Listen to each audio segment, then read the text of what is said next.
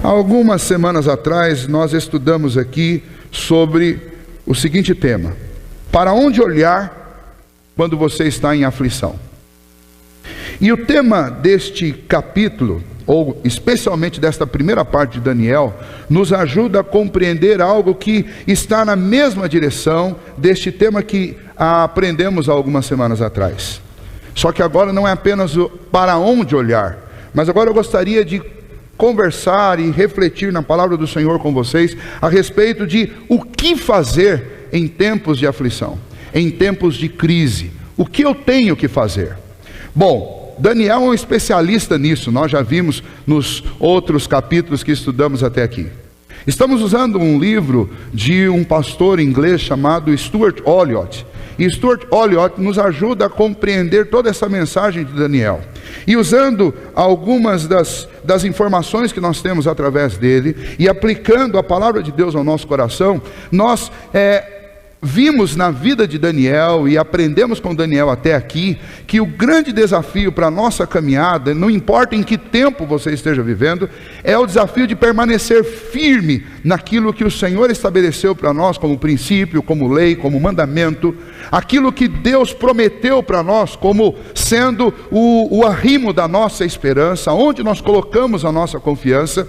E então nós vimos Daniel caminhando por ambientes os mais difíceis e os mais terríveis, com essa confiança, ousando ser firme, ousando depender única e exclusivamente de Deus, confiar no cuidado de Deus. E nós vimos que Deus o faz vitorioso diante de tantas circunstâncias que são aos nossos olhos muito maiores do que as que nós mesmos enfrentamos dia a dia.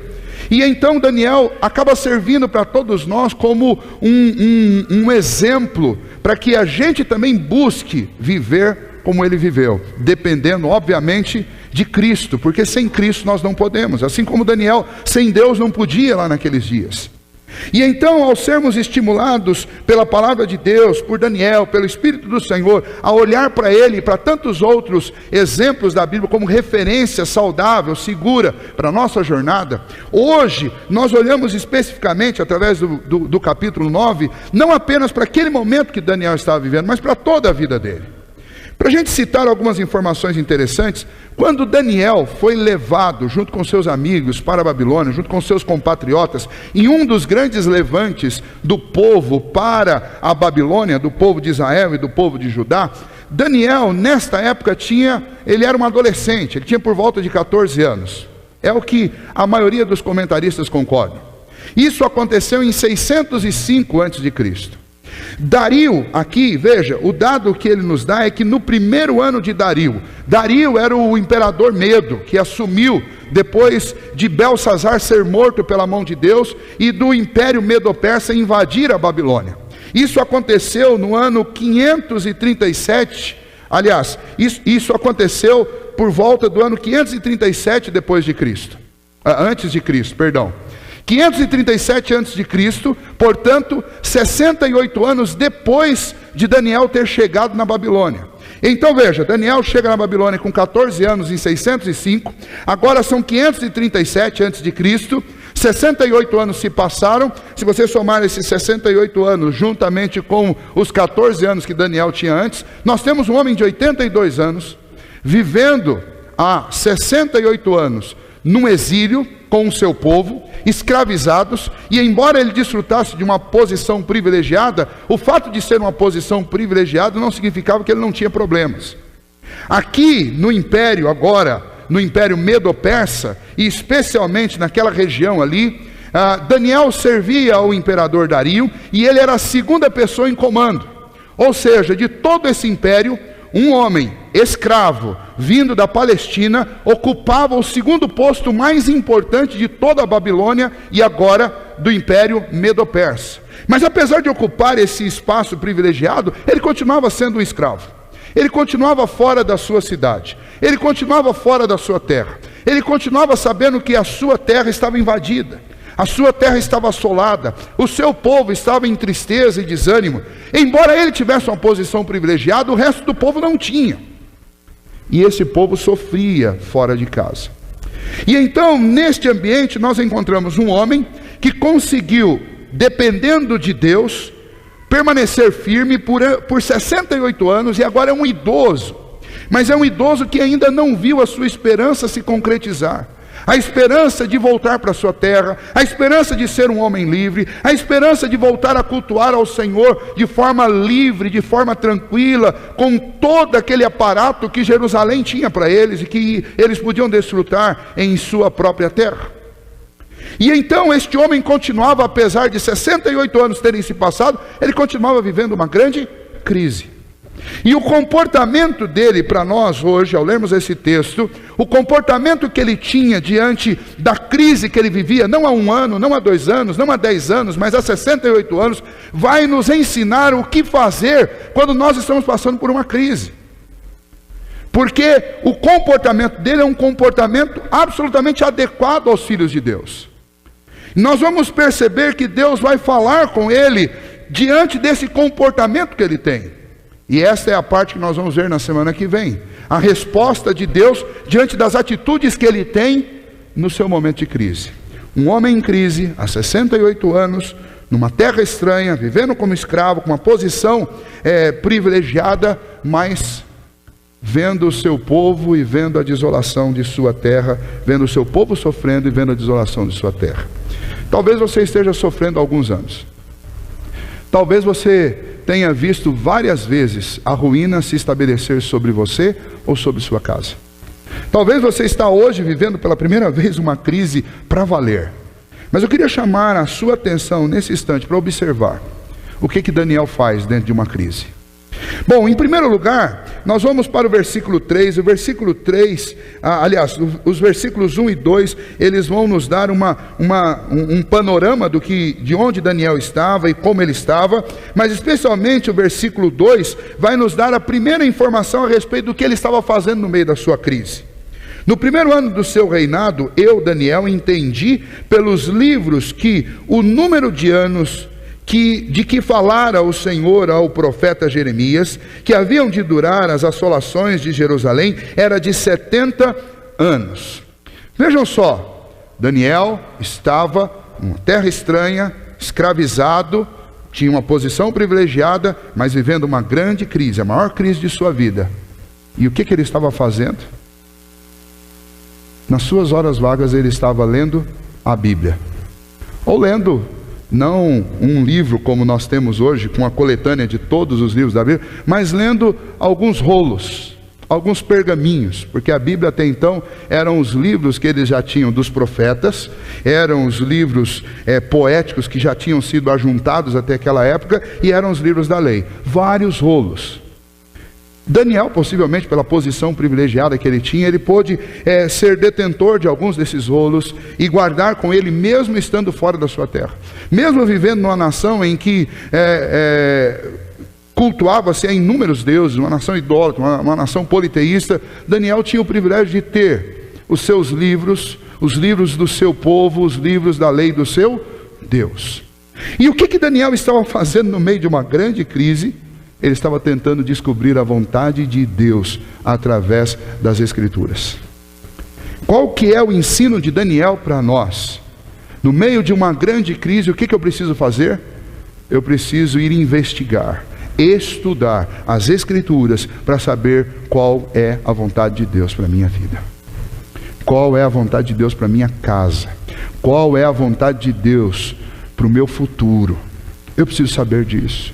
Eu não posso viver num mundo em que eu declaro: Deus é soberano sobre todas as coisas. Nós fazemos isso. Nós declaramos que cremos que Deus governa absolutamente tudo.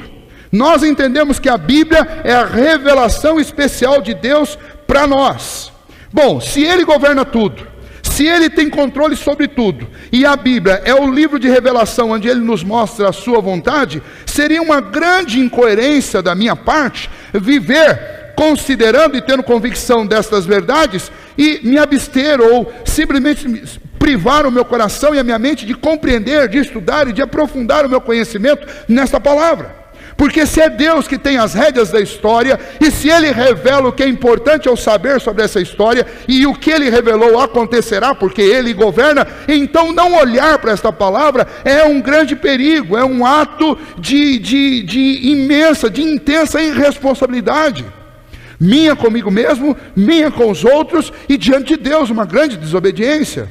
Porque se Ele se deu ao trabalho de revelar e de fazer registrar a vontade dEle para a minha vida, o que eu faço em tempos de crise não pode, de maneira alguma, deixar de considerar a prioridade de estudar as Escrituras e de buscar saber qual a vontade de Deus para a minha vida através dela.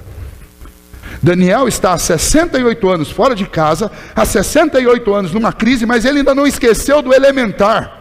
E o elementar é que as respostas que ele precisava ainda estavam nas Escrituras.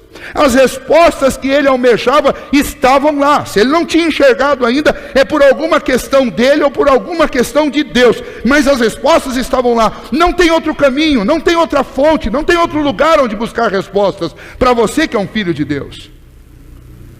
A nossa maneira de lidar com isso, nós somos péssimos em achar respostas. Porque nós somos tão incrédulos muitas vezes, nós mesmos cristãos, que quando a crise se estabelece, nós começamos a buscar resposta em outros lugares. Nós vamos buscar respostas com pessoas, nós vamos buscar respostas com estratégias, muitas delas mundanas, para resolver problemas. Nós vamos buscar respostas nas fontes do pecado. Nós vamos buscar resposta no nosso próprio coração. E esse talvez seja o mais terrível de todos os enganos. Porque a palavra de Deus é muito clara em dizer que o nosso coração é enganoso. E nós não buscamos respostas onde elas definitivamente estão, que é na palavra de Deus. Veja, eu quero ler com vocês esses dois textos aí que Daniel vai citar. Daniel vai citar que lendo este livro, estudando o profeta Jeremias, ele encontrou a resposta a respeito de quanto tempo. Veja só, você está há 68 anos cativo num lugar, e você quer saber quanto tempo ainda vai durar, especialmente se você tem 82 anos, você quer saber quanto tempo falta para eu voltar para casa. Eu já tenho 82 anos, será que eu verei isso? Você quer saber? E Daniel vai estudar e vai procurar, e ele encontra uma resposta que traz ao coração dele, eu imagino, deve ter trazido grandes esperanças. Porque obviamente se você fizesse essa primeira leitura como Jeremias fez, como Daniel fez de Jeremias, a primeira conta que você ia fazer são 70 anos, eu tenho 68, aí eu já posso começar a comemorar, eu já posso começar a me alegrar, porque acendeu novamente a minha esperança, falta pouco tempo. Olha os textos, que interessante, como a palavra de Deus é bem clara para Daniel no que está sendo dito aqui. Olhe lá, primeiramente Jeremias capítulo 25, os versículos de 8 a 11. Jeremias 25, de 8 a 11.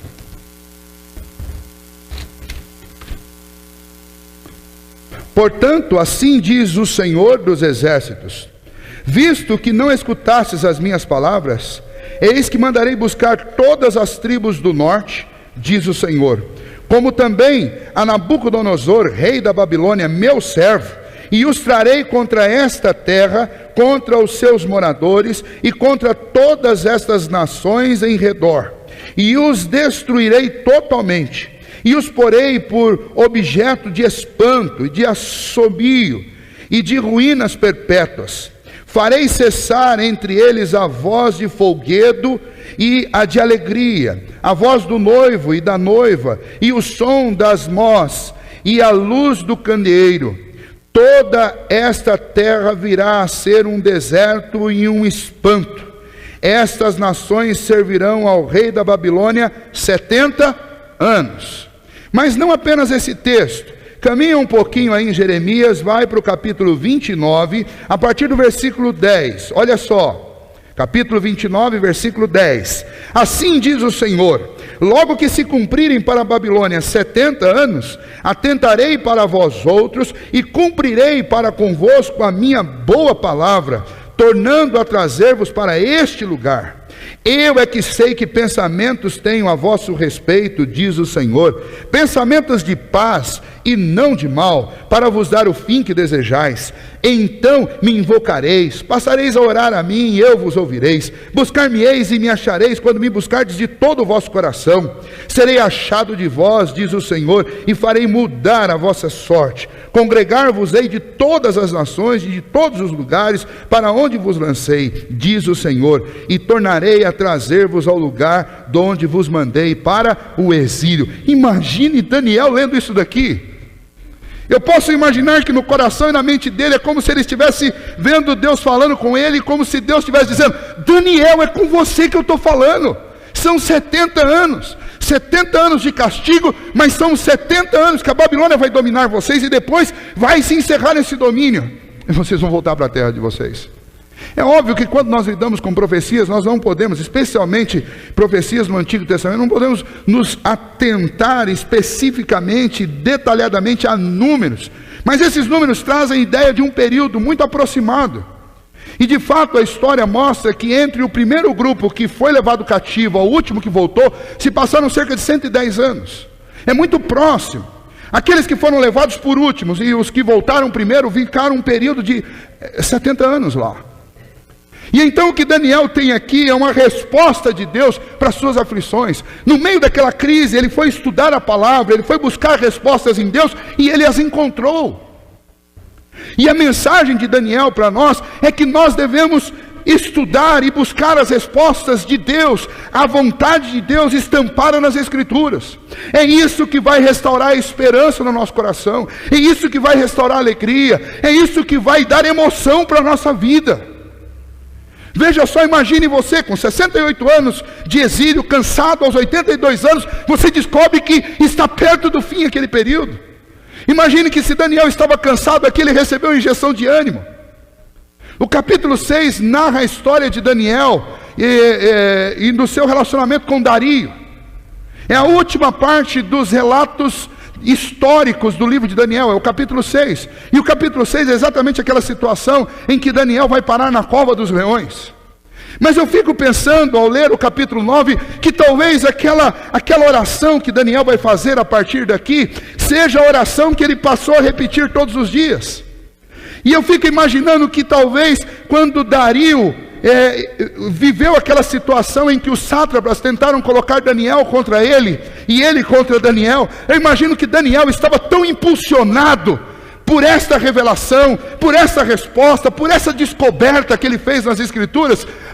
Ninguém vai me fazer parar de orar, ninguém vai me fazer parar de esperar. 68 anos eu aguentei firme, e agora no final eu vou parar de orar, sabendo que daqui a 2 anos o Senhor vai restaurar a sorte do meu povo.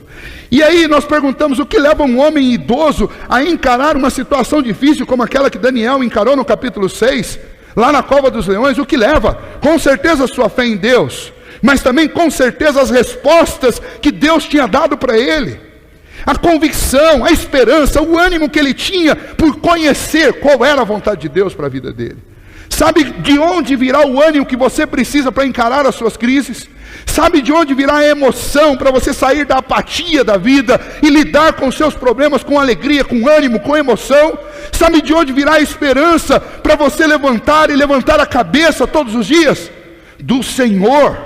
E eu preciso atentar para isso. Estas respostas vêm através da palavra do Senhor, porque é esta palavra que revela a vontade de Deus para mim e para a sua vida. Eu não posso abrir mão desta palavra. O povo de Deus fica frio, fica insensível, fica apático, fica triste quando o povo de Deus se afasta da palavra do seu Deus. Porque quando nós nos aproximamos dessa palavra e o Espírito de Deus nos ilumina a nossa mente, o nosso coração, para entendermos e recebermos essa palavra no nosso coração, nós somos motivados, animados, despertados, emocionados dia a dia para continuar na nossa jornada. Porque a palavra do Senhor é firme. Porque o Senhor é fiel a tudo aquilo que Ele disse. O que Ele disse se cumprirá, nada se perderá, nenhuma só vírgula deixará de cumprir-se. Colocar a confiança e a esperança em qualquer outro lugar é uma grande chance de você se frustrar. Mas colocar sua esperança e sua confiança naquilo que Deus mostra para você através da sua palavra, aí sim você pode ter segurança. Mas não é somente essa atitude é valiosíssima, que aprendemos com Daniel a respeito do que fazer em tempos de crise. Em tempos de crise eu preciso descobrir a vontade de Deus na palavra de Deus. Mas em tempos de crise também eu preciso orar segundo a vontade de Deus. A Bíblia está cheia de citações, especialmente no Novo Testamento, onde o próprio Senhor Jesus nos ensina a orar segundo a vontade de Deus. Essa é a chance de que a sua oração seja ouvida e respondida. O Senhor Jesus, falando sobre isso, ele disse que se as palavras dele estiverem em nós, e se nós estivermos nele, nós pediremos o que quisermos e nos será feito. Mas não é porque eu vou pedir qualquer coisa, é porque se a palavra dele está implantada no meu coração, se eu a conheço, eu vou pedir a Deus aquilo que o próprio Deus já revelou ser a vontade dele. E então isso é orar segundo a vontade de Deus. Não é orar para esbanjar com os belos prazeres da vida, com as vãs ofertas desse mundo. Não é orar para pedir para Deus coisas que vão simplesmente afagar o nosso ego. Não é orar sobre isso, é orar para que a vontade de Deus seja feita. A própria oração que o Senhor Jesus fez, ela nos ensina sobre isso. Quando Jesus nos ensinou a orar, ele começa dizendo que o grande objetivo da nossa vida é fazer com que o nome de Deus seja glorificado no céu e na terra. Depois ele mostra que o grande sonho, o grande desejo, o grande anseio do coração do homem deve ser que a vontade de Deus se estabeleça no céu e na terra, que o reino de Deus se estabeleça aqui. E qual que é o pedido nosso? O único pedido nosso é aquele que repete o anseio de Agur, lá de Provérbios capítulo 30. Ó Senhor, quanto a mim, eu preciso do pão. O pão do meu dia. Eu preciso do sustento diário. É só disso que eu preciso. E é assim que Jesus nos ensina a orar, é assim que é orar segundo a vontade de Deus. E Daniel aqui no Antigo Testamento, ele vai mostrar para nós a eficácia de uma oração segundo a vontade de Deus. Ele, sabendo desta revelação de Deus, fazendo esta grande descoberta através do estudo da palavra, imediatamente no versículo 3 ele se põe a orar. E essa oração poderia nos ensinar muitas lições, mas eu selecionei pelo menos 6 que eu acredito que são qualidades de uma oração segundo a vontade de Deus, de uma oração que de fato precisa ser habitual na nossa vida, de uma oração que demonstra uma atitude coerente, uma atitude correta, de dependência, de conhecimento a respeito de com quem nós estamos falando e a quem nós estamos orando. E eu queria citar rapidamente, por causa do tempo, essas 6 características dessa oração. Se você olhar para o versículo 3, você vai ver que Daniel levou a oração a sério. Ele orou com seriedade. Tem muita gente que na hora de orar brinca com oração, nem pensa no que está orando, tem tanta pressa para orar que não é capaz nem de refletir a respeito do que está falando. Faz repetições vãs e inúteis nas orações, quase que faz uma reza, porque repete todo dia as mesmas coisas. E o cérebro não está nem conectado com o que está sendo dito, e nem o coração, porque não passa de uma repetição de coisas que vem ouvindo nos últimos anos, ou talvez dizendo. Não é oração do coração, e nem muito menos uma oração segundo a vontade de Deus. Mas Daniel aqui, ele faz algo diferente. Esta oração aqui não se trata daquelas orações que ele fazia 3 vezes ao dia. Não, isso daqui é algo especial, é um momento que ele separa, é uma atitude singular na vida dele. O versículo 3 diz: voltei o rosto ao Senhor Deus, para o buscar com oração e súplica, com jejum, pano de saco e cinza. Ou seja, aquela oração precisava ser notada por Deus como algo diferente na vida de Daniel. Não era o que ele fazia comumente, era algo diferente. Então aquela oração vinha junto com uma atitude de jejum, uma atitude de reverência, uma atitude de mostrar o quão sério era aquilo para ele, o quanto ele estava levando Deus a sério. Irmãos, eu temo que nós não fazemos mais esse tipo de oração. Temo que muitos de nós nunca fizeram esse tipo de oração. Uma oração de levar Deus a sério, uma oração de parar tudo na vida e falar: não, peraí, eu vou falar com o Senhor dos senhores, com o Rei dos reis, o soberano Senhor do universo. O Senhor Jesus nos ensinou a chamar Deus de Pai. E a tratar Deus como um pai num relacionamento fraterno. Mas se você olhar as orações, tanto do Antigo quanto do Novo Testamento, você vai ver que os homens chegam diante de Deus com uma atitude séria. Não é atitude, não pode ser a mesma atitude que eu chego diante de um amigo meu deste mundo. Não pode ser a mesma atitude que eu chego diante de qualquer pessoa. É uma atitude de seriedade.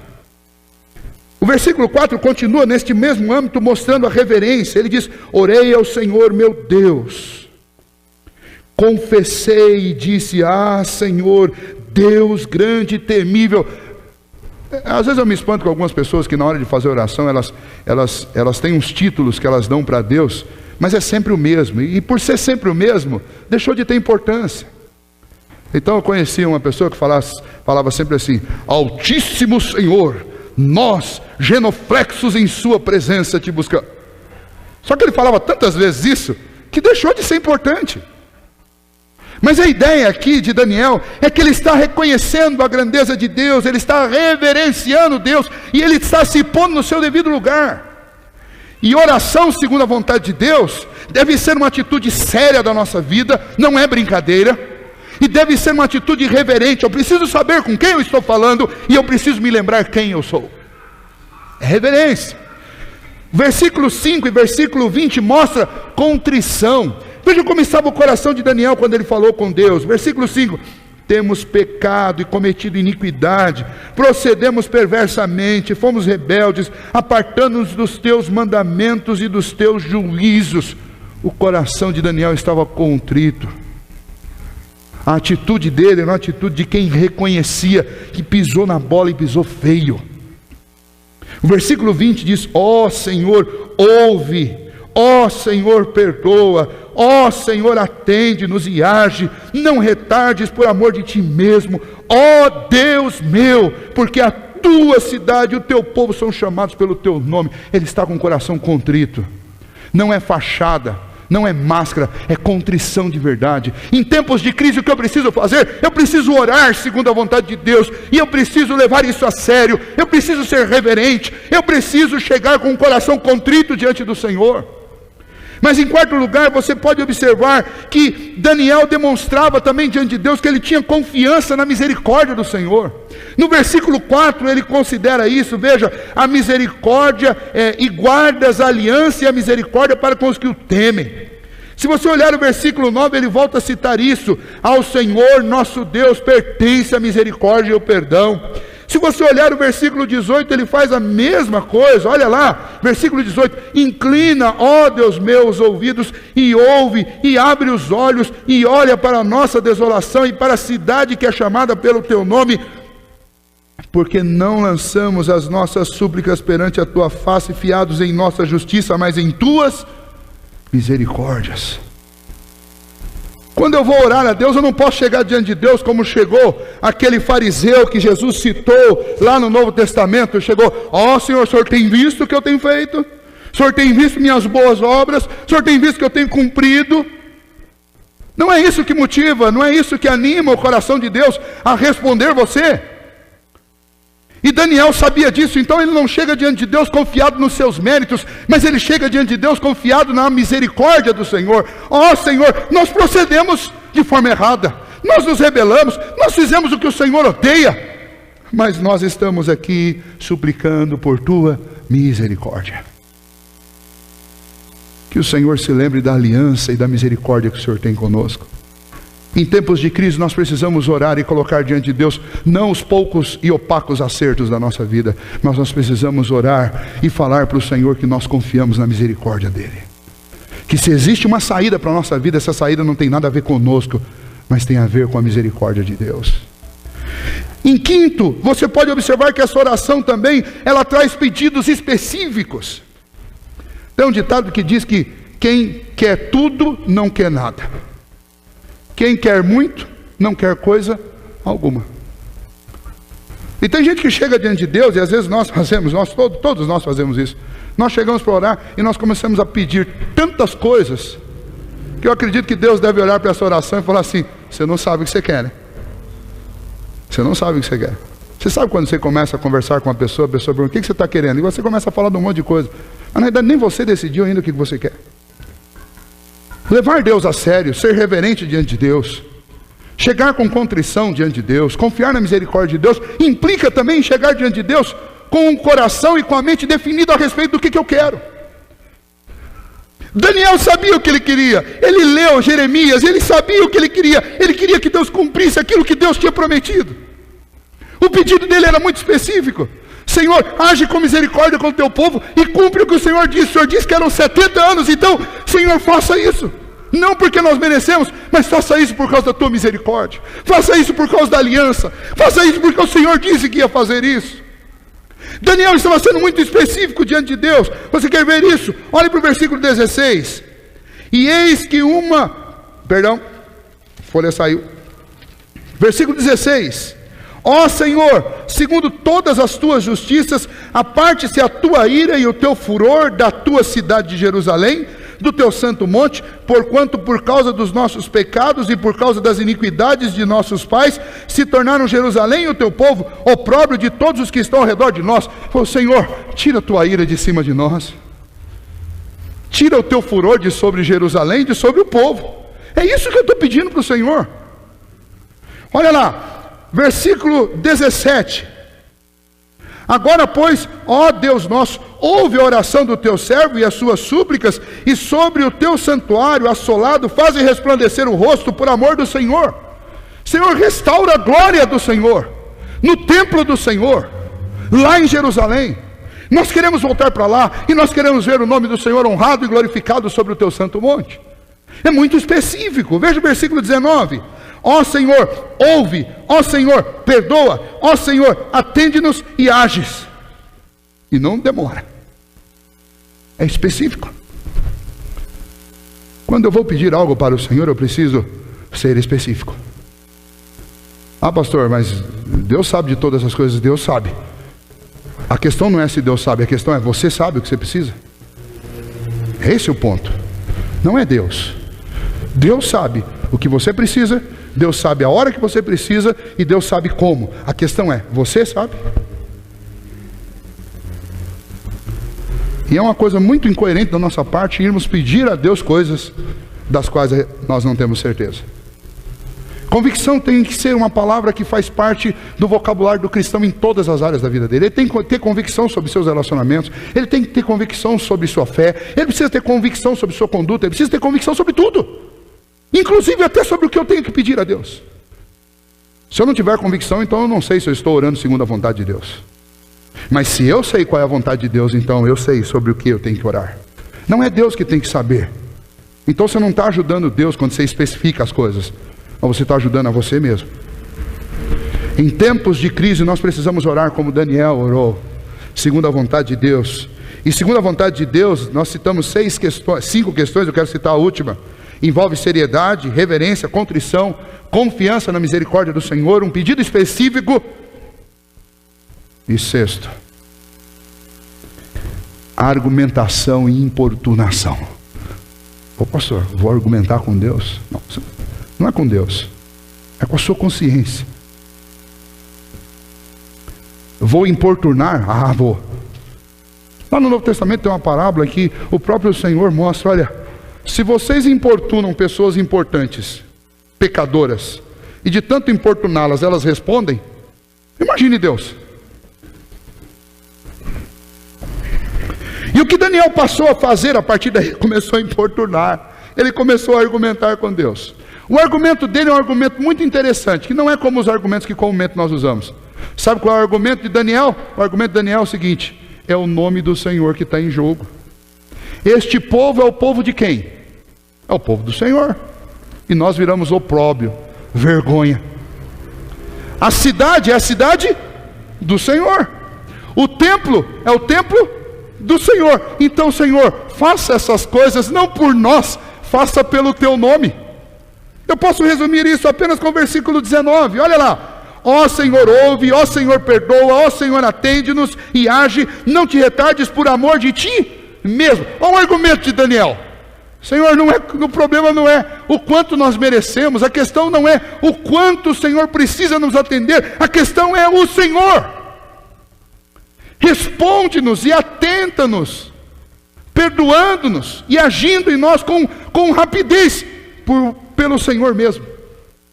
Veja só, ó Deus meu, porque a tua cidade e o teu povo são chamados pelo teu nome, nós somos do Senhor. E se sofremos, é o povo do Senhor que sofre. Se somos envergonhados, é o nome do povo do Senhor que é envergonhado, é o nome do Senhor. O argumento dele está muito claro. Se você observar, versículo 15 ele faz isso, versículo 16 ele faz isso, 17 ele faz isso, 18 ele faz isso, 19 ele faz isso.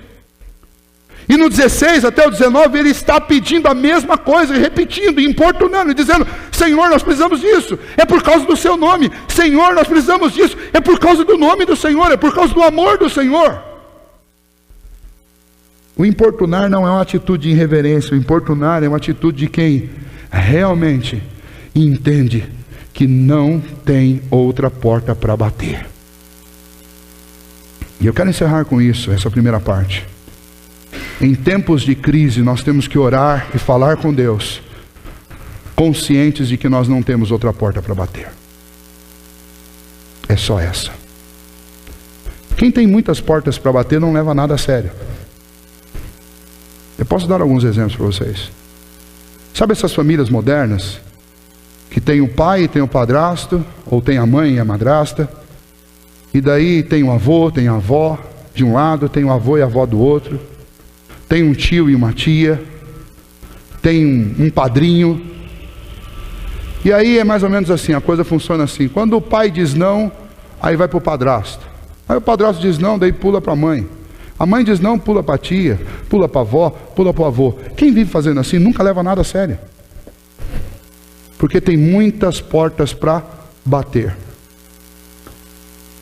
E quem recebe a batida na porta nunca leva a sério também, porque fala assim: está pedindo para mim não porque se importa e acha que eu posso dar, está pedindo para mim porque alguém fechou a porta para trás, então veio atrás de mim, é só interesse.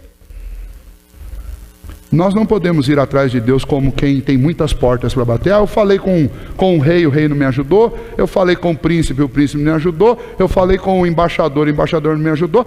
Falei com o meu patrão, ele não me ajudou, vou orar. Não é assim que nós devemos buscar a Deus. Nós devemos buscar a Deus como quem busca a única porta que pode bater. E aí eu posso citar no Novo Testamento: batei, batei, e abrir-se-vos-á. Pedi, pedi. Em tempos de crise, nós precisamos orar segundo a vontade de Deus, com insistência, com instância. Se você for lá em 1 Coríntios, você vai ver o apóstolo Paulo falando sobre suas dificuldades.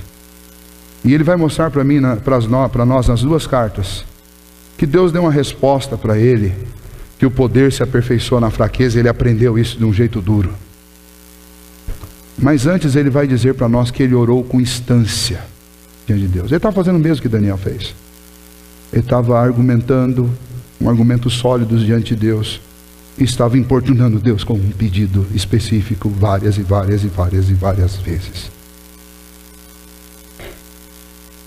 Eu queria te fazer uma pergunta sincera nesta manhã para encerrar. Quando foi a última vez que você orou assim? Ou me permita fazer uma outra pergunta: você já orou assim? Quando foi a última vez que você orou assim, ou você já orou assim? Quando foi a última vez que você abriu a Bíblia desesperado procurando uma resposta? Quando foi a última vez que você leu a Bíblia como sendo a fonte das respostas que você precisa para a sua vida? Em tempos de crise, eu preciso fazer a lição da vitamina BO, Bíblia e oração. É isso. Na semana que vem nós vamos ver a resposta que Deus vai dar para Daniel. Mas por hoje eu quero parar aqui e dizer para vocês e repetir isso: nós precisamos tomar atitudes bíblicas diante das crises que nós enfrentamos. Bíblia e oração. Descobrir as respostas de Deus, a vontade de Deus, e orar de acordo com com a vontade de Deus. E isso é eficaz, isso é bom. Nós cantamos 2 cânticos no início que falam sobre esperança, que falam sobre confiança em Deus. Daniel só foi buscar em Deus e só foi orar e falar com Deus porque ele confiava. Porque a sua esperança estava ancorada em Deus. Em tempos de crise, nós vamos atrás do lugar onde está ancorada a nossa confiança, a nossa esperança. Daniel estava ancorado em Deus, por isso ele leu a Bíblia, por isso ele falou com Deus. Se a gente não tem feito isso no meio da crise, talvez seja porque a nossa confiança, a nossa esperança não estejam no Senhor. E eu gostaria de orar nesse momento, pedindo a Deus que Ele restaure em nós esta atitude de fé e de confiança nele, para que assim então vivamos buscando nele as respostas e as soluções para as nossas crises. Feche seus olhos.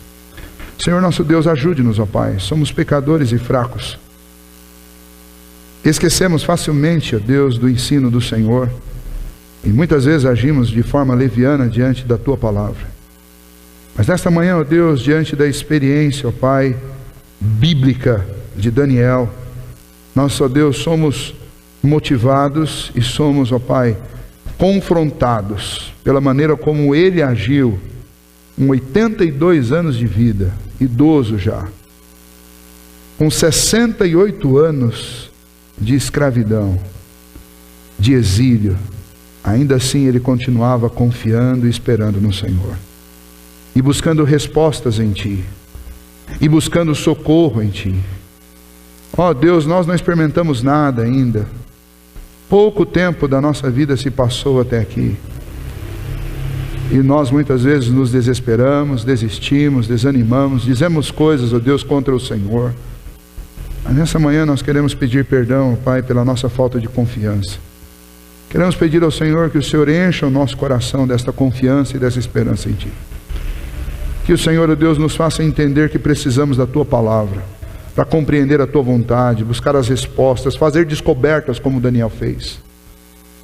Faça-nos entender, ó Deus, que nós precisamos ir diante do Senhor, com seriedade, com reverência, diante da majestade do Senhor, com o coração contrito diante dos nossos pecados, com, ó Deus, uma atitude de confiança nas Tuas misericórdias, com a definição do que nós temos certeza que precisamos e que é a vontade de Deus para a nossa vida. E que a gente use argumentos realmente sólidos, ó Deus. Porque nós não merecemos nada e em nós mesmos nós não temos, ó Deus, argumento algum que possa convencer o Senhor. Mas a Tua palavra nos mostra, ó Deus, que a nossa confiança está no Senhor e na fidelidade do Senhor às Suas palavras, nas promessas do Senhor, no amor do Senhor pelo Teu povo, no amor do Senhor